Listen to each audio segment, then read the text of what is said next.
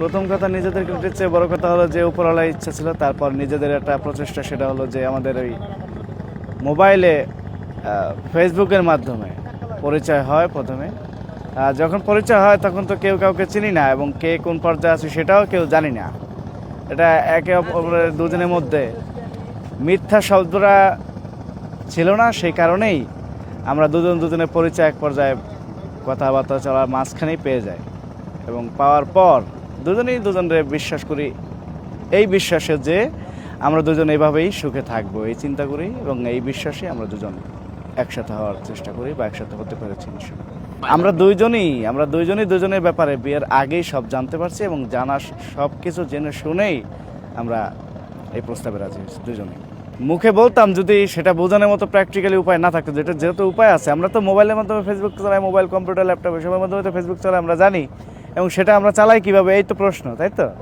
সেটা আমরা চালাই হচ্ছে এইভাবে যে এই যে আমাদের মোবাইলটা এটা একটা আওয়াজ করবো, সেটা আমরা সবাই জানবো, এটা আমরা অলরেডি এরা সবাই জানে এখন যে এরকম আওয়াজ আছে। এই যে কথাটা, এই কথার মাধ্যমে আমরা চালাই, আপনারা ডিসপ্লেতে দেখেন আর আমরা কথা শুনে সেটা ফোকাস করি। না না, এখন সেভাবে ওটা হয় না, তার যার কারণ হলো যে আমরা আলাদা থাকেই না বেশি একটা। না, এটা হয়েছে কি, ওই আমি একটা সফটওয়্যার খুঁজতেছিলাম, হয় না অনেক সময় ইনকামের জন্য সফটওয়্যার খোঁজা একটা ব্যাপার স্যাপার আসে না, যদি ইনকামের জন্য কোনোটা তখন স্টুডেন্ট লাইফ ছিল, দুপাশে উপার্জন হলে ভালো হতো, সেই জন্য একটা সফটওয়্যার খুঁজতেছিলাম ইউটিউবে, শুনছি, এখন বুঝতে পারছি সেটা ভুয়া, কিন্তু তখন তো আর জানতাম না। তো এরকম এখন এই একটা সফটওয়্যার পাইছে, ওখানে বলা আছে যে রেফারেল করলে এত টাকা কম্বিনেশন হবে, এবং সেই সুবাদেই রেফারেল করার জন্য আমি ফেসবুকে পোস্ট দিই এবং ওখানেই বিভিন্ন জায়গায় ইনভাইট করতে করতে করতে করতে তো নীলকণ্ঠ নামে একটা ফ্রেন্ডের আইডি চলে আসে, এবং ওটা তো ওইভাবে তখন তো আমি শেয়ার করি না যে এটার সাথে আমি কথা বলবো, শেয়ার তো করছি রেফারেলের উদ্দেশ্যে। এরপর থেকে এক কথা দুই কথা আস্তে আস্তে আমাদের মধ্যে, মানে প্রথমে আমি নীলকণ্ঠ দ্বারা ওই রেফারেল কোড পাঠালে পরে ওখান থেকে হাই হ্যালো দিয়ে কথা শুরু হয়। না ভয়েস মেসেজ না, চ্যাটিং।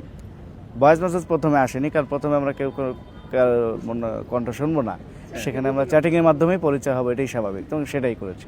হ্যালো মেসেজ করছিল। আপনি বুঝলেন কি এটা মেসেজটা হ্যালো মেসেজ? ওইখানে লেখা ছিল আর ওইটা টক ব্যাগে পড়ছিল। আমাদের মানে আমরা যে সিস্টেমটা চালাই ওইটার নাম টক ব্যাগ। ওই অ্যাপসের মাধ্যমে লেখাটা আর কি আপনারা চোখে দেখেন, দেখে বুঝতে পারেন লেখাটা, আর আমাদের বলে দেয় মোবাইলে।